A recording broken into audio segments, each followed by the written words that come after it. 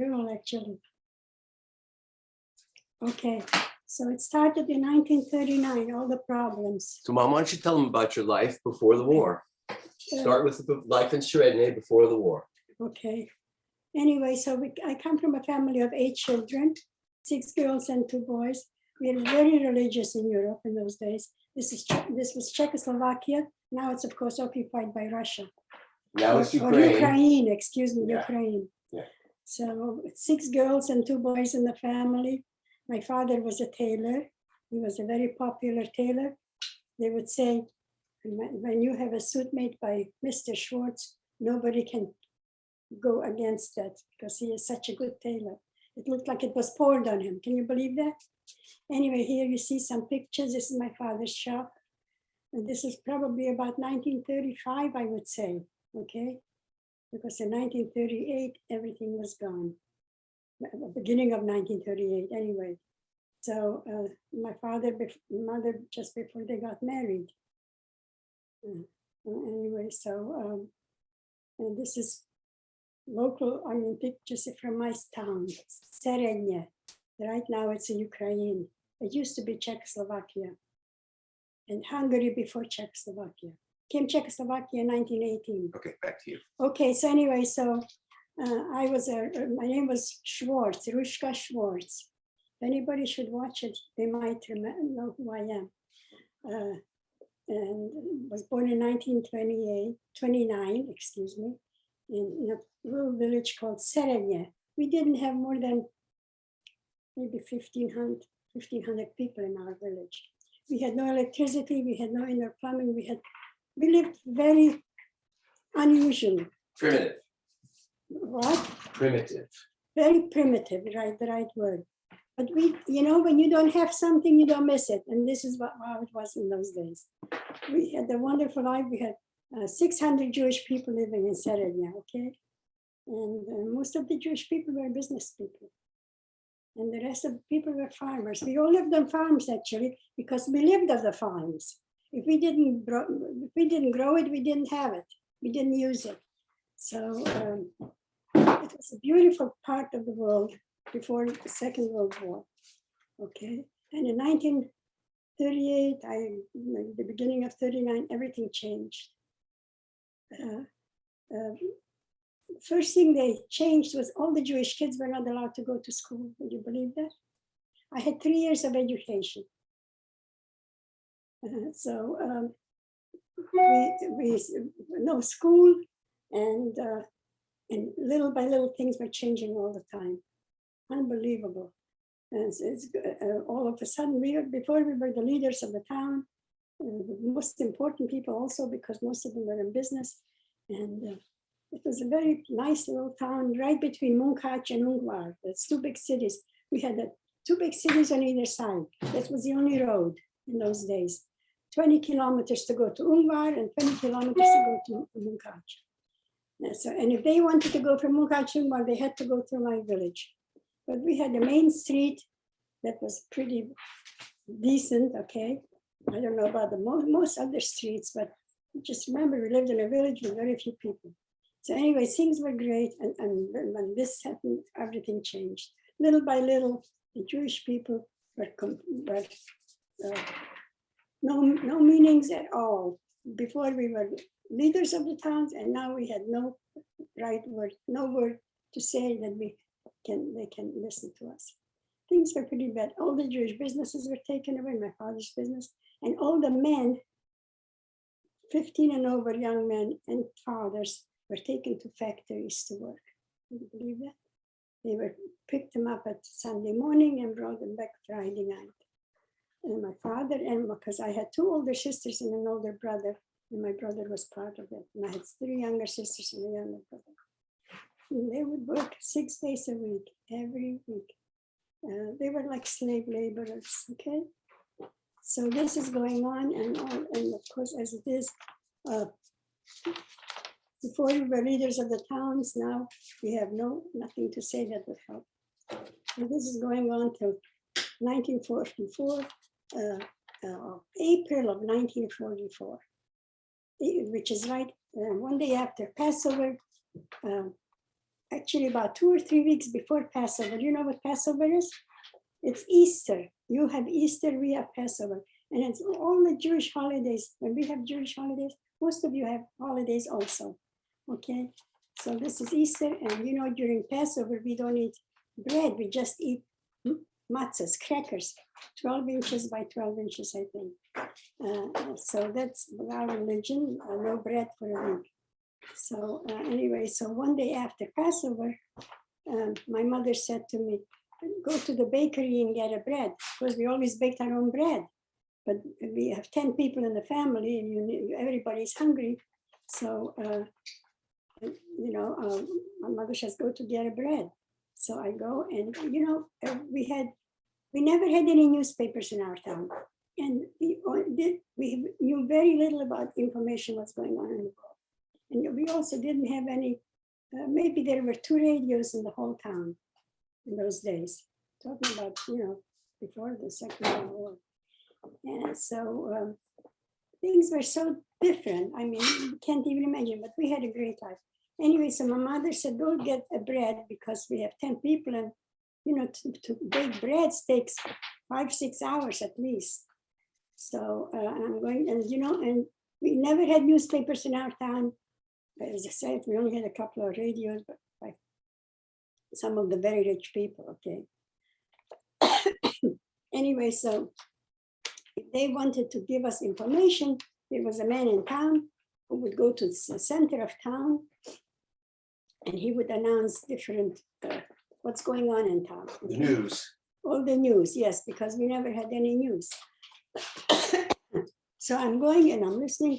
And you know, we also used to have, in this middle of town, we had like an area where we would always bring stuff once a week, like on a Thursday, selling stuff, because we used to grow too much of this, too much of that. And we used to exchange with the neighbors, okay? Like a farmer's market. Only there was no money involved. So that's where they used to make the, excuse me, then give me a glass of water. Excuse me, I'm getting over a cold, so it's not so good. Take your time. Take your time. So I'm going to this, so my mother said, go get a bread to the bakery, because we had a bakery at town. Anyway, so the center of town was a place where they used to do all the information. Thank you.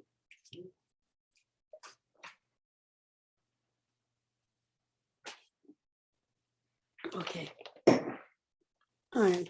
And there's a man, and so how do we know what's going on in the world? There was a man who had a drum, and he would go to this middle of town, this farmer's market, and he would announce all the news, what's going on. Yeah. He had this drum, and you could hear it all town because it was a small town.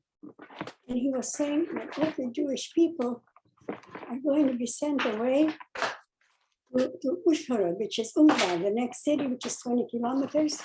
We all have to, everybody's entitled to have one luggage. So you can bring one bag per person, or suitcase, or whatever you have, even though we had no suitcases because we never traveled. Okay. So I'm listening to what he's saying. And there were a lot of people there listening to what he was saying. This is our news. And then I go get the bread, and then I go home and I tell my mother what's going on. And she said, we know everything what's going on. So then I was, 14 and a half years old. We know what's going on. You know, bad news travels very fast. So, so of course we had no luggage either because we never traveled. So, but we did have a fabric store in our town. So my mother said to me and my sister, go get some burlap so we can sew up some bags. So everybody can have stuff everybody can have a bag to bring clothes, okay, what we can, as much as we can carry. So we did that. Anyway, I'm listening, and everything was unbelievable what was going on. You know, all the people listening to this history, I mean, what are they doing to us? We never did anything wrong that we should be told what we need to do. Anyway, so of course the next, we didn't go the same day, but I think we went the next day, because they said we had 2 days to come to the center of town with luggage, and they're going to ship us away. And so we got there the next day, I believe. I'm not sure. But remember, I'm 92 years old. I was 14 and a half then, and a lot of things have not in my brain anymore. So, we do what we have to do, and we're there, and they put us in oxen-driven wagons. I don't know if you know what that is, okay? Because we had no public transportation or anything, and nobody had cars, and there was maybe a bus would go once a week from the big city to the next big city between us, and that's the only transportation there was. So these oxen-driven wagons went very slow. We could walk faster, okay? They must have scooted maybe, I don't know, 30 or more people on each oxen-driven wagon, and they took us to the next town, which is Ungvar. In Czech, it's Uzhhorod, a big city, over 100,000 people. Because you see, even in my town, we did used to have a train that would come once a week or so, but during the war, the train was completely broken. It didn't work. So as I said, it took us about 8 to 10 hours to get there. And I tell you, some of us got so disgusted that we got out of the wagon and we walked faster. So here we are, and they put all the Jewish people from all the villages surrounding that big city in this big area where it was not very close to the train station. It was a big train station, and it was a big area. I don't know how many miles. And so they brought all the villages into this place in Ungvar, okay? So we had no housing. They put up some tents, which was terrible. And this is April 1944, and the weather was pretty cold, but it was not winter almost anymore. You know, I don't remember if we still had snow then. Usually when we lived in Europe, the snow would come in the spring, in the fall, and go away in the spring. So I don't remember if we had the snow still. So they had these tents, and a lot of people were told to stay in these tents. And because this was a big train station, from there they could ship people anywhere. So we are here there maybe, I don't know, 1 week or 2 weeks. I really have no idea how long we were there. But every day the trains were coming and going and taking people away, complete families. So finally it came our turn to be taken. They told us to go on the train. It probably took, I don't know how many, hundreds every time. And the trains were cattle cars. We had no seats. They squeezed in maybe. It's too noisy. They squeezed in maybe, I don't know, a whole bunch of people in each train. Couldn't move around, okay? So, and the train is going and going and going, and we don't know. It must have taken about 3 days to go from our town to Poland, Auschwitz, okay? Finally, we arrived in Auschwitz, and the train stopped, and the door opened, and a gentleman came to help us with our luggage, because, you know, we all came with a lot of luggage. One bag. So anyway, so he comes to me, he says to me, how old are you? I said, I am 14 and a half. He says, tell him you're 18. I had no idea what he was talking about. I said, okay. And he's walking around and trying to tell some kids who are pretty young to lie about their age, because they didn't bring us here to have a good time. They brought us here for one thing, slave labor in the gas chambers, okay?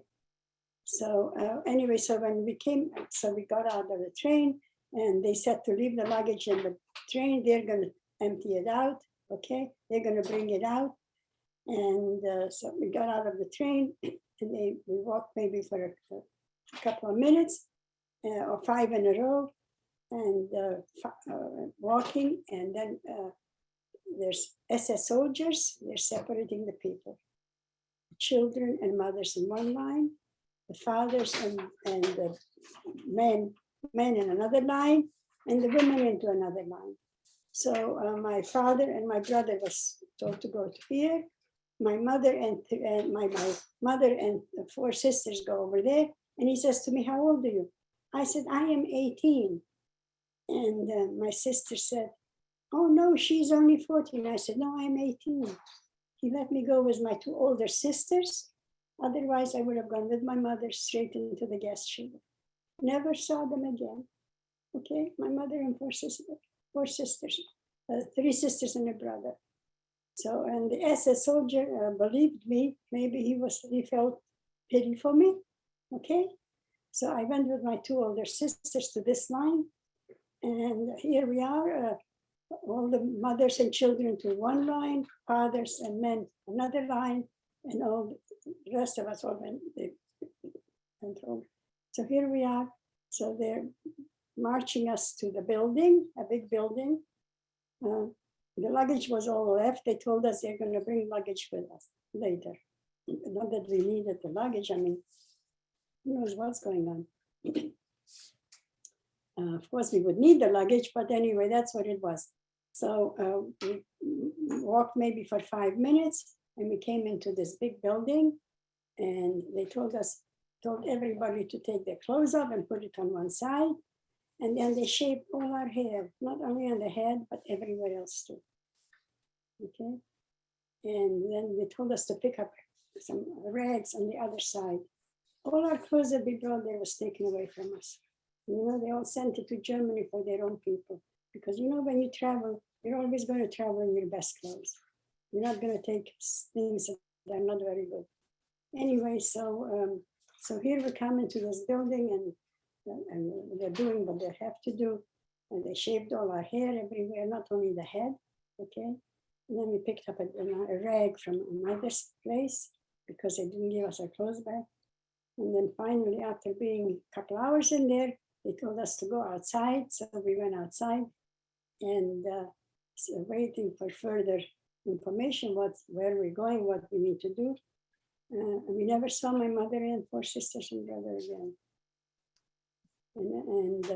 So here we are, and then waiting for more information.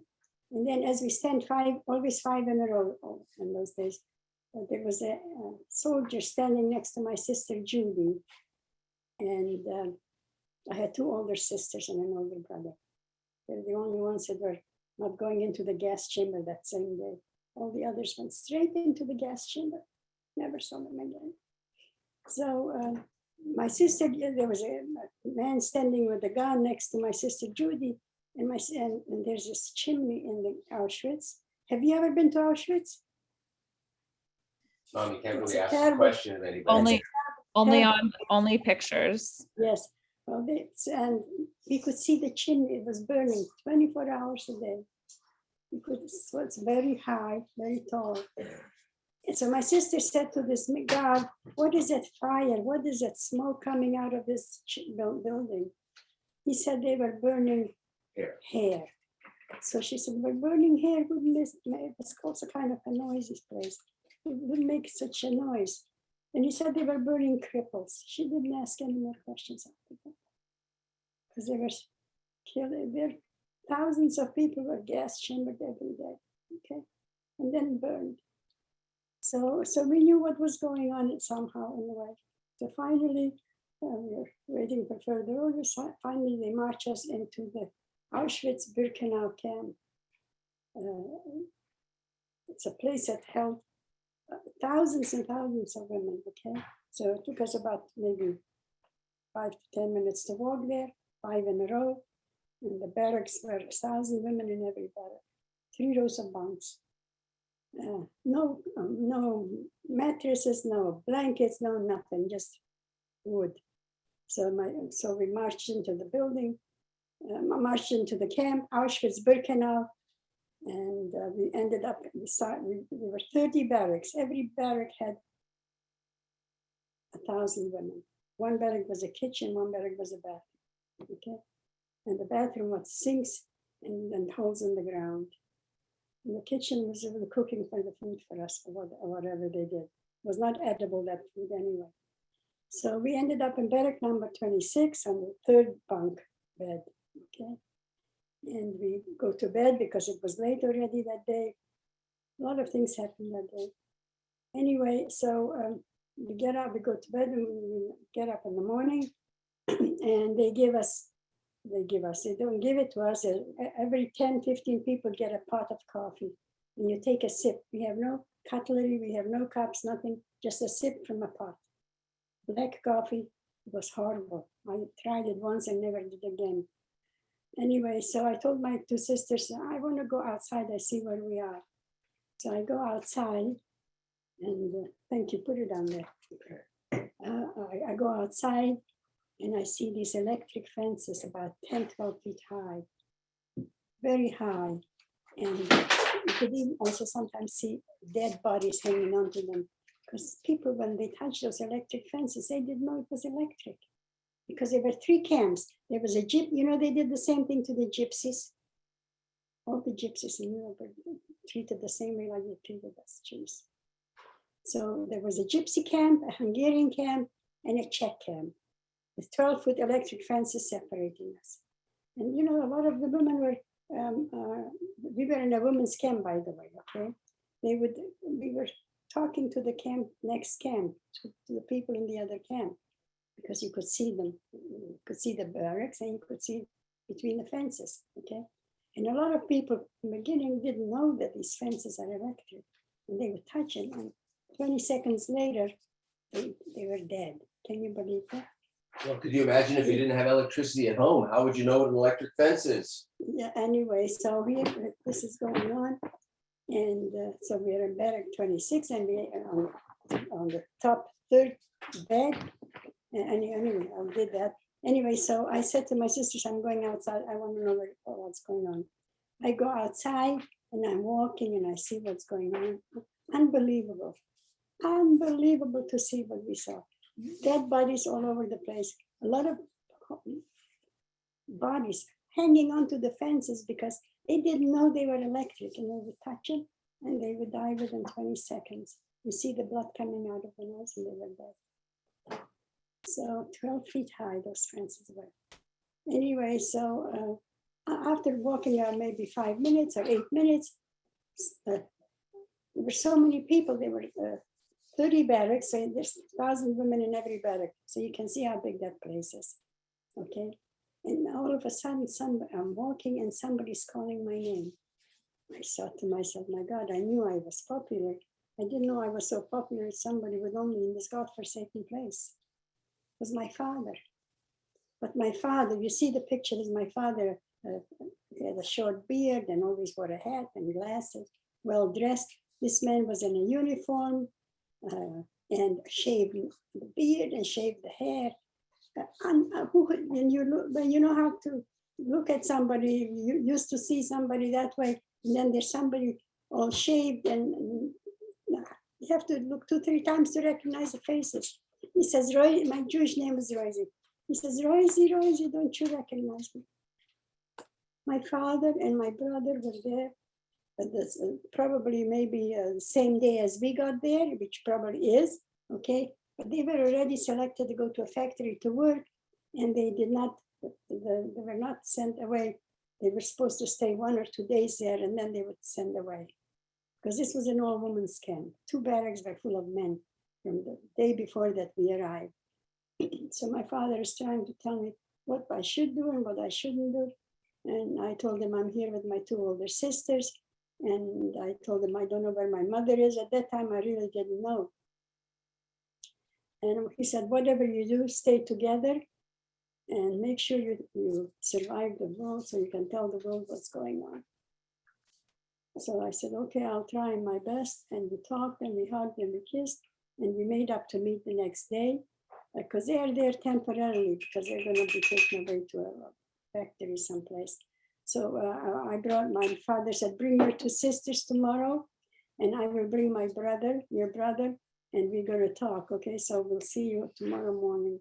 We hugged and we kissed, and he said, remember, we're going to see you in the morning, and bring your 2 sisters, okay, so we can talk. So we finally did that, we met and we talked, and he repeated the same thing. Whatever you do, stay alive so you can tell the world what they're doing to us, and stay together because you have a much better chance to survive. So we hugged and we kissed and we said goodbye to each other. And then of course we did make up to meet again, but they were gone. The next day, all the 2 barracks of men, they were all shipped away to some factories, okay? Never saw my father and brother again. So here we are in Auschwitz-Birkenau. So get up very early in the morning, go outside, and they line us up 5 in a row. They count us every day. Every barrack has to come out because they count the people to see how many people, because they brought us there for factories to go to work, okay? And sometimes they take out a certain amount of people every day. And so they need to know. So every day we all have to go out, like maybe 6 or 6:30 in the morning, line up 5 in a row. This way they know how many people are in every barrack. Okay, so this is going on. So anyway, and then after we are there 3 or 4 days, they would also come and select people to go to factories to work. They didn't bring us there to just put us in a camp. They brought us there because they need slave labor. So after 3-4 days, we decided, well, maybe we should, when they come to our barrack, we should go and line up and hope we can be selected to go to a factory to work. So we went out a couple of times in the beginning, and each time they put me in a different line. They didn't believe that I was 18, okay? And across, after being there 4 or 5 days in Auschwitz, and the food is horrible, not edible, we probably lost some weight, and most of the times they would make us get undressed naked to choose us to go to a factory to work. Okay, so we went to selections for a couple of times, and each time they put me in a different line. They put me in the gas chamber line. And you know, when you're in a place like this, people tell you what to do. Okay, so after 3-4 times the selection. So what did you do when you were in the gas chamber line? So anyway, when we were in the gas chamber line, my 2 sisters went out. The second or third time, I guess, my 2 sisters said, "Stay out of the line, okay? We are going to go in the line, and after the selection." No, Mom. What did you do to get out of the line? Stop that! You jumped a big jump there. I just said so. Every time you went for selection, you ended up being put in the gas chamber line. What did you do? They put me. I ran out of the line. There you go. And I was lucky that they didn't see me to do that. There you go. Okay, so and a lot of other kids did the same thing. Okay, anyway, You don't know that. You only know that you did it. right.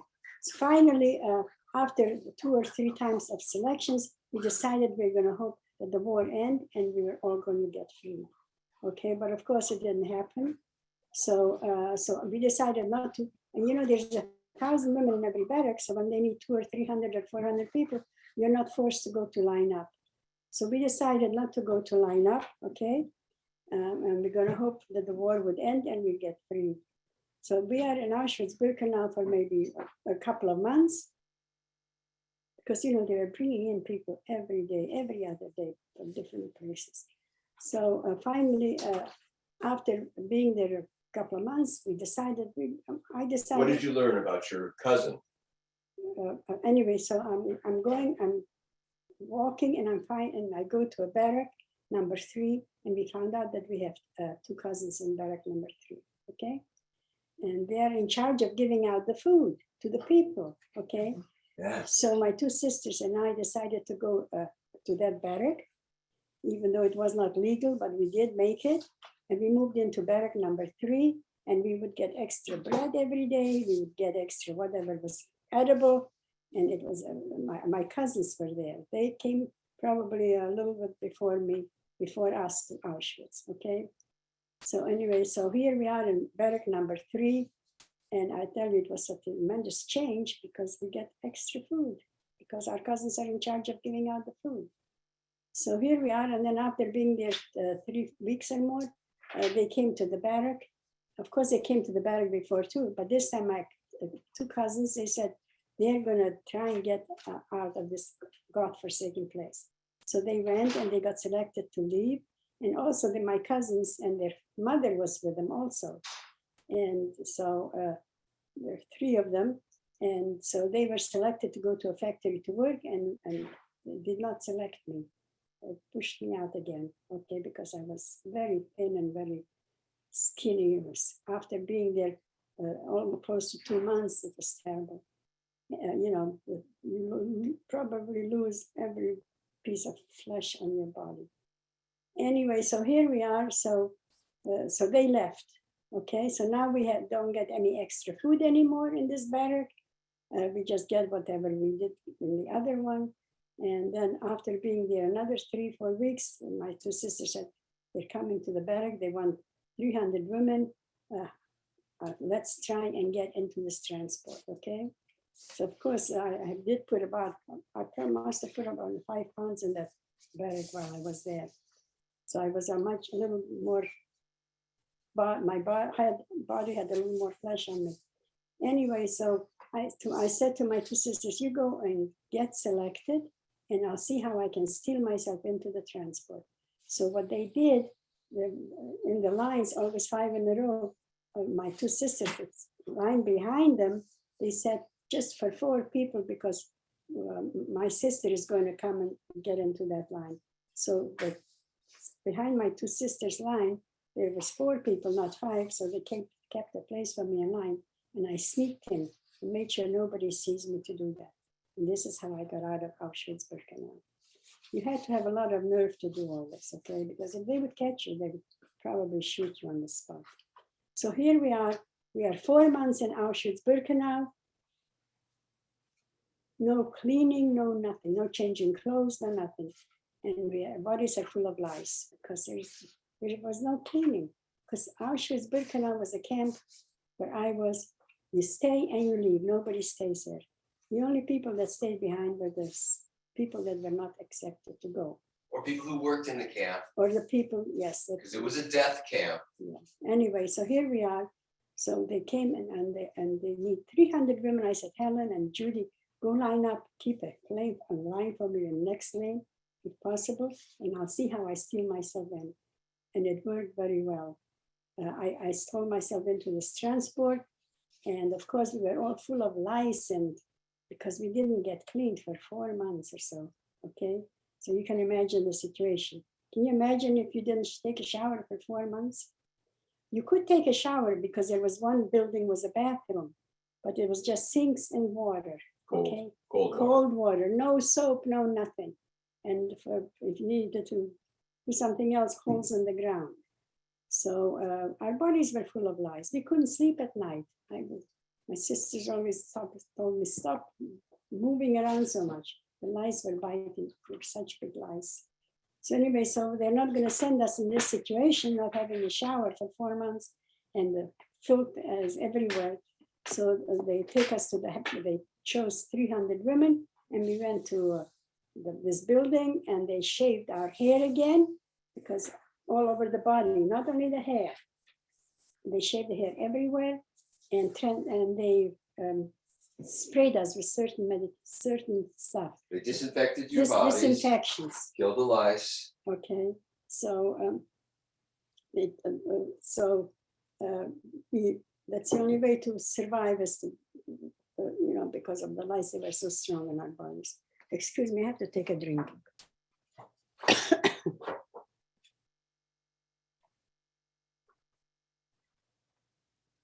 So here we are. We got decent clothes. And after they shaved all our hair everywhere, not only the head, everywhere. Decent clothes, underwear, shoes, and socks. 300 women, and they sent us to Auschwitz. They sent us to Freudenthal in Germany to a factory to work. 300 women. Okay, so of course. We worked, we got into the building there, decent living, decent food, completely so different from Auschwitz. So we were working and each one of us, 3 sisters, decided they gave different jobs. So I was asked to do gas masks, check the gas masks to see if they're okay. Excuse me a second. So after we got there, I was working on the gas mask. They would march us to the building every morning and bring us back home. And I sat on a little chair, or a high chair, and I would pick up a mask and put it on my face and again, do this for 10, 12 hours every day. My other two sisters, one of them worked on uniforms and the other one worked on guns. We are 300 women. So here we are working, and they're giving us decent food, and they're treating us like human beings. And of course, all of us put some weight on, and we showered once a week, clean clothes, so much better than what we had in Auschwitz. Okay, we had none of that in Auschwitz. So we're working, and they're always telling us to do good jobs, and they're going to treat us properly. Anyway, so after being there, and after working for 10, 12 days, I was doing this for 10, 12 hours, picking up the mask and putting it in my face and putting it down. It was kind of a lot of work. I was only 14 and a half, remember. So I said to the lady that was serving the food, I said, maybe I can get an extra meal every day because this is hard work. She says, sure, you could have an extra meal. They treated us like human beings, okay? So she would give me an extra meal every day, and I would take it to the living quarters, and I would share it with my sisters. So she was in a unique situation. Not many camps were empathetic, but Freudenthal, as you saw the slide, the owner was actually empathetic to the Jews, so he didn't punish his people for being kind. Anyway, so here we are. So we are working, and 6 days a week. Okay, Sundays we would get off, and this is going on till May 1945. Okay, and they would always come like at 7 o'clock in the morning, and they would march us to the factory. Okay, we were like a 5-minute march to the factory, and they're waiting to be taken to the factory, and nobody's coming. And after a couple of 5 minutes or so, I said, something is wrong. They're not coming, because they were always there exactly the same time. So, and the building, we had 2 buildings because we are 300 women. So I said, I want to go outside and see what's going on, okay? And my sister said, you're not allowed to go outside. Well, let me see if maybe I can make it. So I go into the door, there's the door, and it's open, it's not locked. I mean, it wasn't open, but it was not locked. I open the door and I go out, and the gate, and our buildings were selected, our buildings were, we had electric fences all around it, okay? But all of a sudden I go there and I see the gate is open. The electric gate is open. What's going on?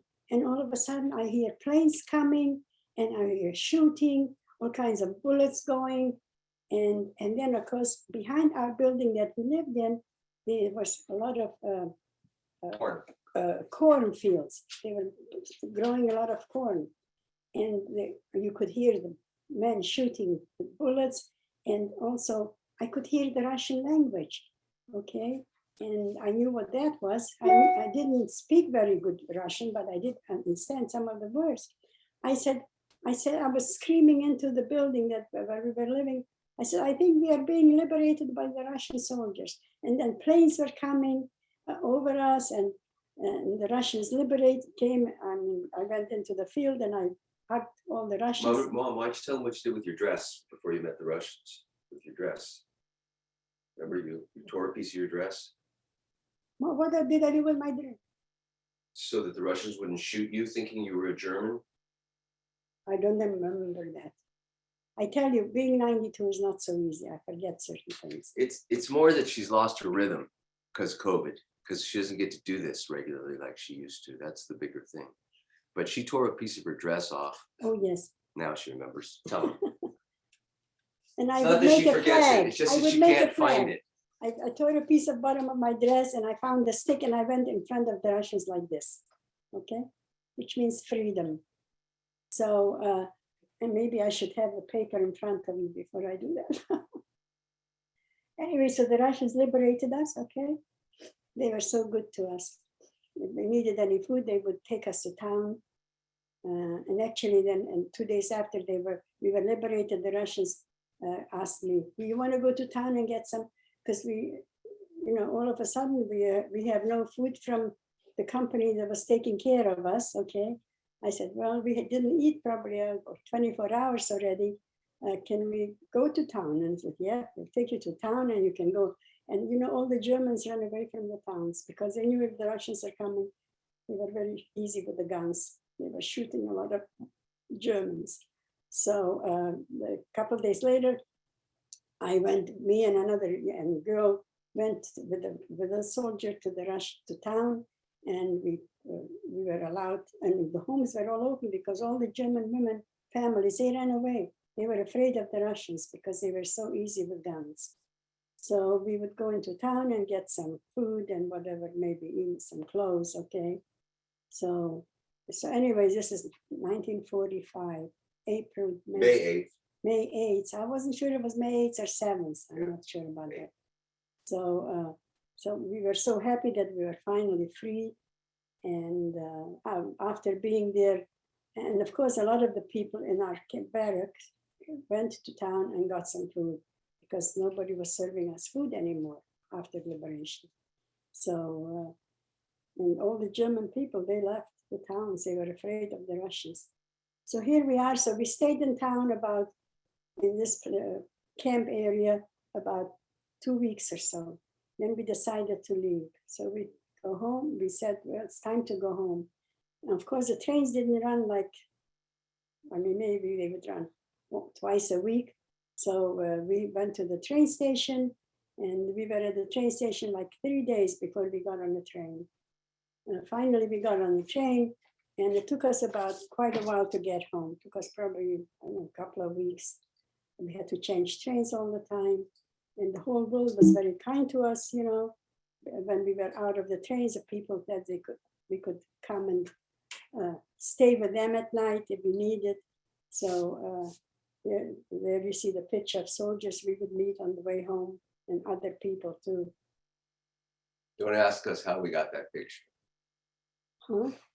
That I said we have no idea how we came across I have that. no idea how I got that. I'm sure somebody gave us that picture when we came home. Yeah. Okay. My sister Helen, Judy, and me. Okay. And the other ladies, they were part of either they were part of our group or part of people that we met on the way home. So anyway, so it took us about probably at least a week or more to get home. And we came home to my town, and the house was not livable because the German soldiers put their horses in our house, and the roof was gone. So, but several other survivors came back and they got their homes back, because some of the homes were treated very nicely by some of our friends that we used to be in town. Okay, so so of course our town was not livable, so they said, "Hey, come and stay with us." So we stayed with one of the people that came back from the war, and we were hoping my father and brother would get home. We knew my mother and 4 sisters and brothers were killed. So little by little, people are coming back, and then somebody came home that was my brother in a camp, and he was 300 men in a factory working in Germany, and I think it was Germany, and 10 days before the war ended, they took the whole 300 men into the forest, made them dig a big hole, and they killed everybody. I said, how did you survive if everybody was killed? He says he could not leave the barrack. He was sick. He was so sick. He could not get out of his bunk bed. So this other people, he was healthy, and he could tell the story, what happened. So that they killed 300 men.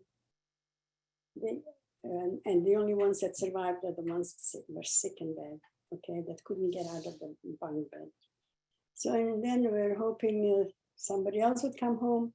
So we knew my father and brother are gone, okay, because both of them were in different. My father actually got sick in Auschwitz, and you know, when you get sick in Auschwitz, they put you into the gas chamber anyway.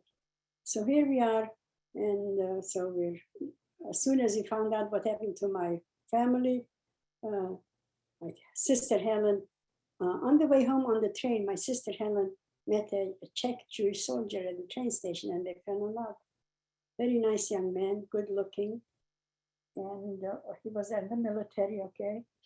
And we were like 3 days at the train station before we could get on the train. So he gave the key to my sister Helen to his house in Prague. He says, go home, see who survived the war. Then you come to Prague and you're going to live in Prague with us. So we did that. And of course, we came home. And then after we found out what happened to my father and my brother, we knew what happened to my mother and four sisters and brothers. Helen says, I'm going to Prague now. I'm not staying here another day. So she left for Prague. And Judy and I stayed behind because we were thinking, who else is coming home? Let's wait. So after staying another couple of weeks, Helen left, and I said to Judy, let's go back to Prague, because we know nobody's coming home that we know anymore. Maybe 20 or 25 people came back after the war. We had 600 people in my village. Okay, so we went to the train station, and we waited like 2-3 days, and we couldn't get on the train. Then, and my sister Judy, she said, I am going back to my hometown because there's a young man who came back from the war. He got his house back, and he wants to marry me. And I like him. He's very nice. So my sister Judy stayed in my village. Okay, and they did get married a couple years later. But I said, well, I'm not going to stay here. I'm going to leave. I'm going to go join my sister Helen in Prague. So I left to go to Prague. It took about 3-4 days to get there. And I was in Prague. And then she said, there is an organization in England that's looking for 1,000 Holocaust survivor children, orphans, all from the camps, to take to England for rehabilitation. And she thought it would be a good idea for me to go on that group. I said, okay, that sounds fine. So I did that, left, and we ended up in Scotland. We were 35 kids, all supposedly under age 16, okay? Come on. And Sorry, this is my father and my cousins in my backyard. Sorry, everybody. Okay. There we go. Okay, so here, this is part of the group. And I'm on the bottom line, second on the left side. It's right before they got on the plane. Yeah. And yes, that was taken before we left Prague to go to Scotland, to the hostel. So we were about 35 kids, girls and boys, all Holocaust survivors, of course. And so they're teaching us English, and they're teaching us all about Israel. It's time we had a country for ourselves, so we could live over there and not ever reach such horrible, horrible things that happened before. So we were in the hostels I was in the hostel for about 6 months or 9 months or 8 months. And then finally the hostel was closing down because a lot of kids are finding relatives all over the world. United States, Australia, New Zealand, England, whatever. They are having a chance to meet certain families. So I didn't have anybody, so the hostel was closing down, and then we went to Bedford, the hostel to Bedford, okay? Which is not far from London. And the hostel had a lot of, about 35 kids, all Holocaust survivors. And when we got there, it was a nice place. And they introduced us to the boys that were living there already, okay, the survivors that were living there. And I said, there's a young man that I want to marry. There he is, okay? Of course, you know, the boys in our hostel, they all went to town in Bedford, England, which was just maybe 20 kilometers from our house that they lived, and maybe less, I don't even know. But he had already a girlfriend. So I said, it's okay. The girlfriend is temporary. And it took me a while. I got him on the end. And of course, eventually the hostels settled, they emptied out because a lot of kids were going to America, going to Israel, going all over the world, because a lot of us had relatives all over the world. So we, the hostel, and this was Bedford, England, the young man. And this was when we were in London already, and we came back to visit this place. So when we moved to London, of course, my husband's girlfriend stayed in Bedford, okay? And we started dating, and with a couple of years later, we got married. We were the first couple to get married in London. Of the survivors. Of the survivors group. Survivor orphans. Yeah. So so we got married, and we invited all our survivors to the wedding. We had a beautiful wedding.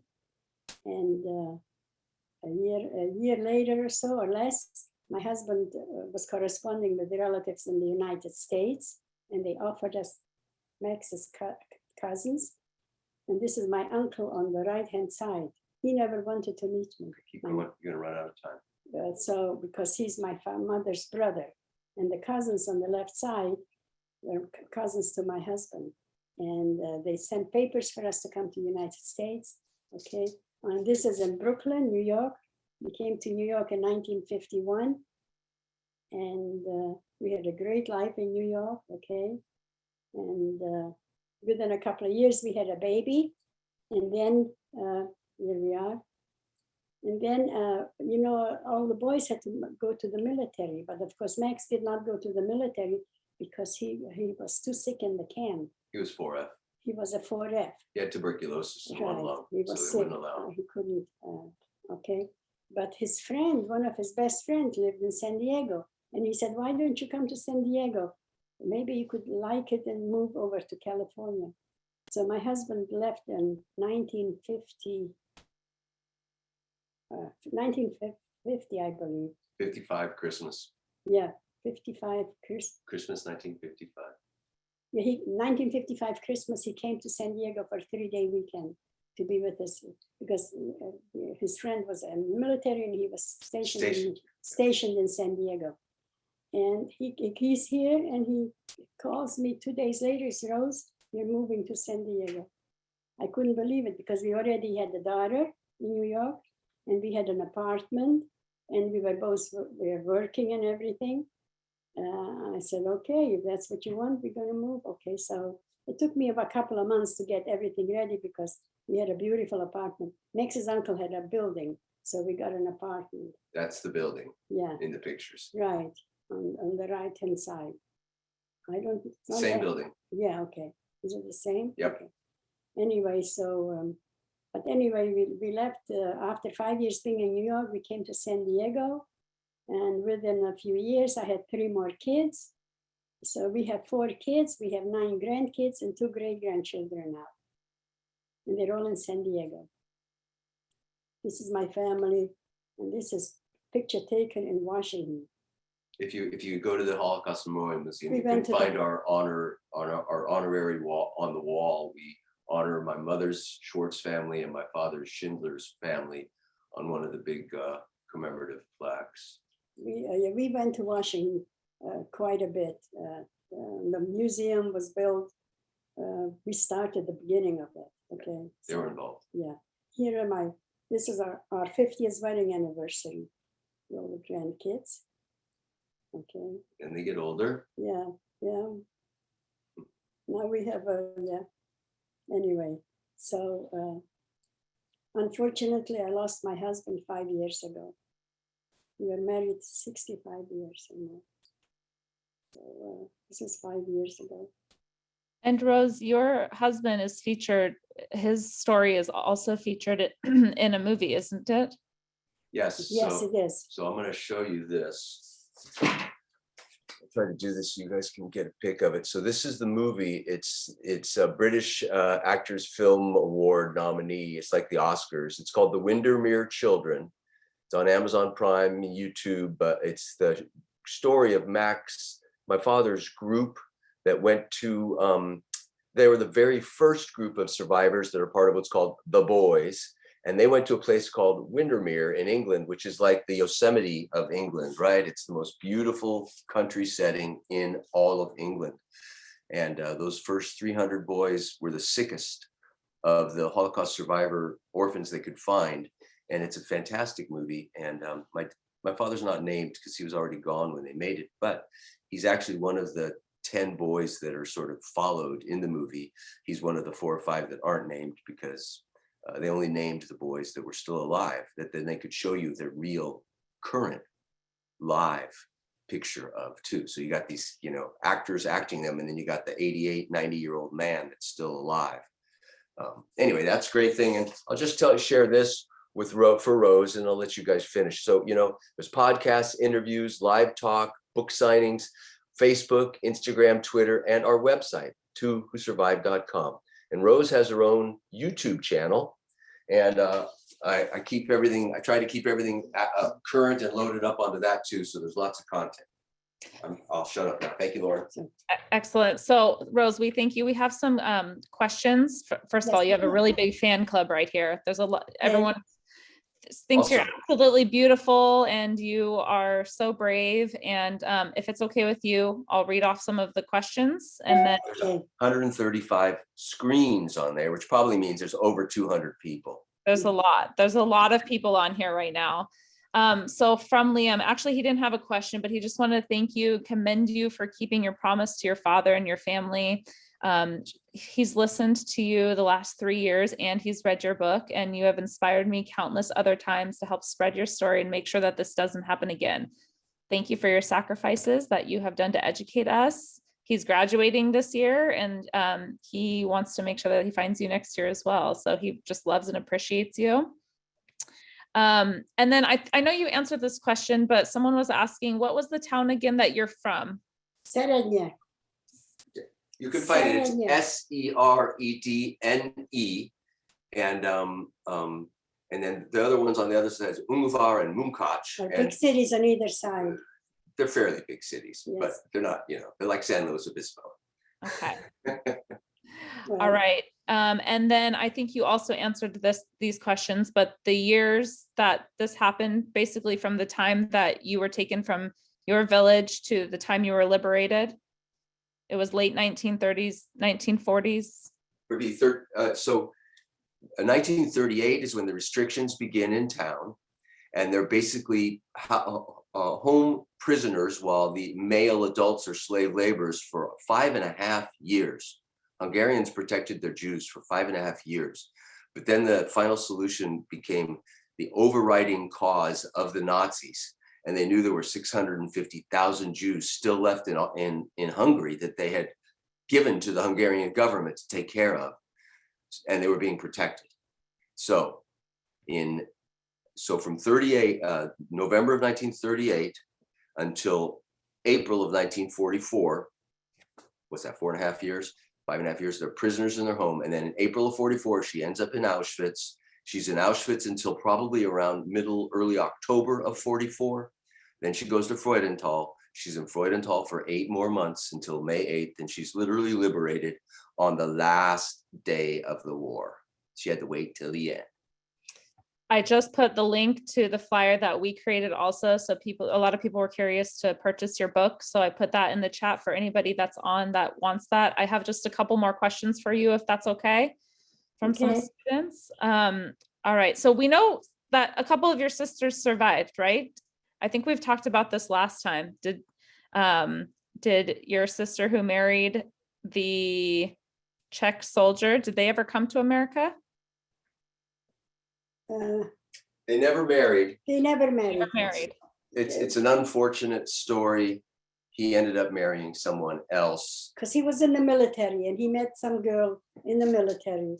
And when that happened, she says, I cannot marry you. They conceived a child. And Yeah. so Helen said, all right, you've got another person you need to take care of now. Yeah. So Okay. Helen came, and she eventually married in New York in 1960 to a very nice We man. brought her to America in 1962. She was in Prague for many years after we left.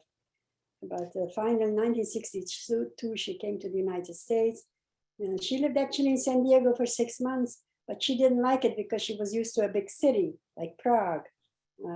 So she stayed 6 months in San Diego, and then she moved to New York because we had some friends over there and maybe a couple of relatives. So after a couple of years, she met a very nice young man from Hungary, also Jewish survivor, and they got married, and everything was great. But then 25 years later, unfortunately, he got sick and he died. So my sister stayed in New York for another few years, and then we brought her to San Diego because Like 30. she was getting older and she couldn't remember a lot of things. So we brought her to San Diego actually, and she lived with us for maybe 5-6 years or so. And then she died when she was 94 here in San Diego. Long life, long life. And this isn't a question, but I know because I've seen you speak before. Can you tell us the significance in the book and on the PowerPoint of the gold chain? Yeah, tell them what you forgot the chain. You forgot to tell them There your it chain is. story. You So tell see, them the this- whole chain story again. This chain story is before we left the house in Europe, okay? My father, he put a few pieces of jewelry together in a little shoe polish box. We didn't have much jewelry, by the way, okay? And he says, I want to hide this so when you come back from the war, you will know where it is. So my father knew what was ahead of us, but we didn't, our girls, okay? So my two sisters said they're not interested in the jewelry and the, you know, so I said, Dad, I'll go with you. So we hid it in the corner of the house between the ceiling and the wall. And when we came back after the war, I knew exactly where the jewelry was. It was a little shoe polish box, okay? And we divided the jewelry between us. And I have had this chain on my neck for the past, who knows how many years. Almost 80 now. Yeah, I wear this all the time. And Lauren's right, the chain is on the book. The chain is on every page of the book across the top. And when you read the book, you'll learn that my father has a chain story too, because he literally smuggled his father's pocket watch chain under the Nazis' nose through 1,000 nights of being a prisoner and a slave laborer. My sister Roxanne, she's wearing. She wears my she father's wears my Max's. Yes, my husband's. Yeah, she wears it every day. Like I wear this all the time, 24 hours a day. So we have two artifacts. If it's surprising, we literally have a gold chain from both parents. It was meant to be. My husband Max, who passed 5 years ago, okay, the chain that that my sister Helen has. Okay. I'm going to show you guys a picture. Mm. Can you see this? Or I can you can. still see? You still seeing Mom? Yeah. I got to go to screen share. Okay. I want to show you this picture. Let me get to it. That one right there. There is a chain, you see? In the right-hand picture, he's wearing the watch chain. That's it. That's the same chain that's on Mom's neck. That's incredible. Yeah. So just a couple more comments and questions here. Evan just says, thank you for your time telling us your story. We have a lot of lovers of history on here. So we're very blessed that you are here telling your story and honoring your father's legacy. A lot of the people wouldn't have this experience without you. So we really appreciate it. Let's see what else we have here. There's just a couple more. Lots of questions. Lots of comments.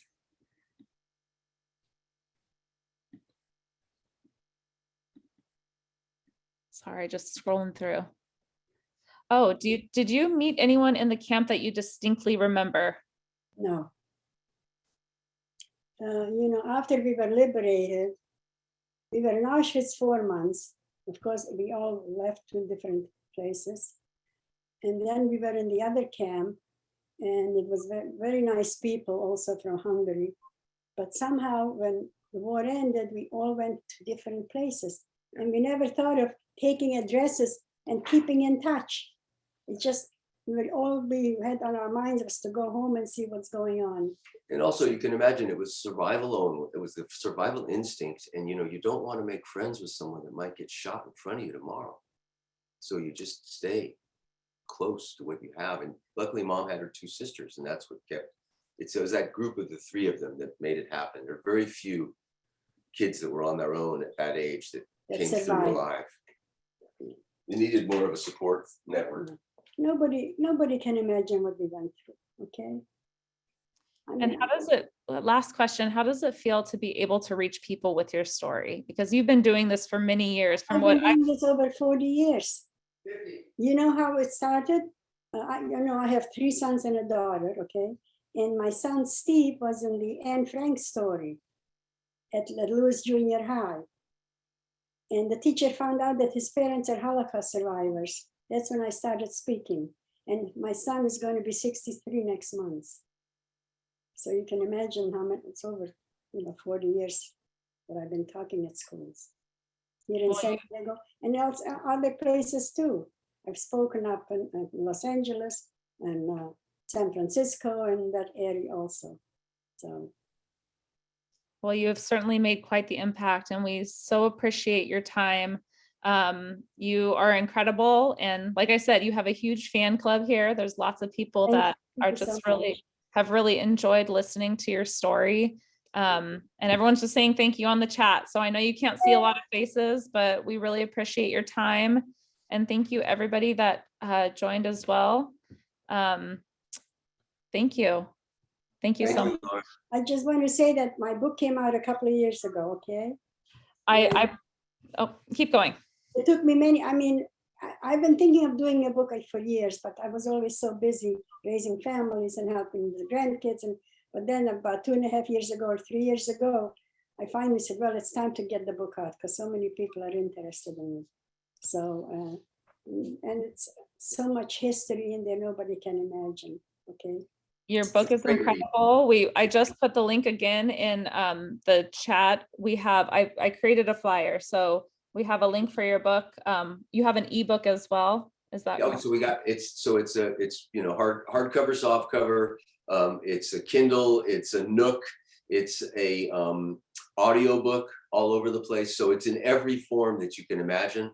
And I just want to say that I hear other people tell me what the book is a lot. And the best definition we have of the book right now is it's a love story wrapped around the Holocaust.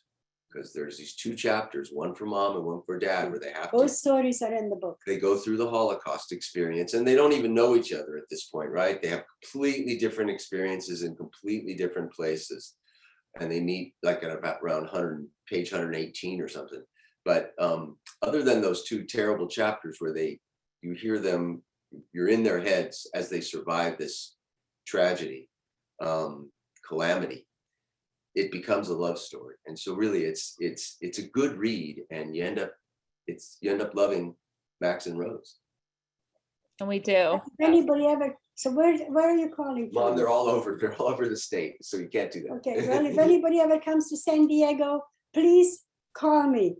Come and visit. Yeah. Okay, we've been in San Diego since 1956.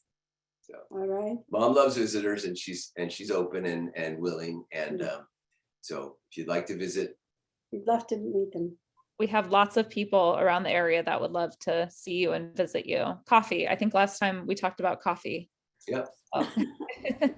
The good coffee. So everybody stay well. That's all that matters right now. Thank you so much. We really, really appreciate you. And we hope that you have a wonderful day. We'll keep in touch, and hopefully we get to see you soon and you get to speak to a whole new group of students. Yeah, and by the way, San Diego is a beautiful place to visit. It's expensive, but it's very good. Come visit Rose. She's the best. All right. Thank you so much. And thank you so much. Stay well, and thank you for doing this, okay? Thank you.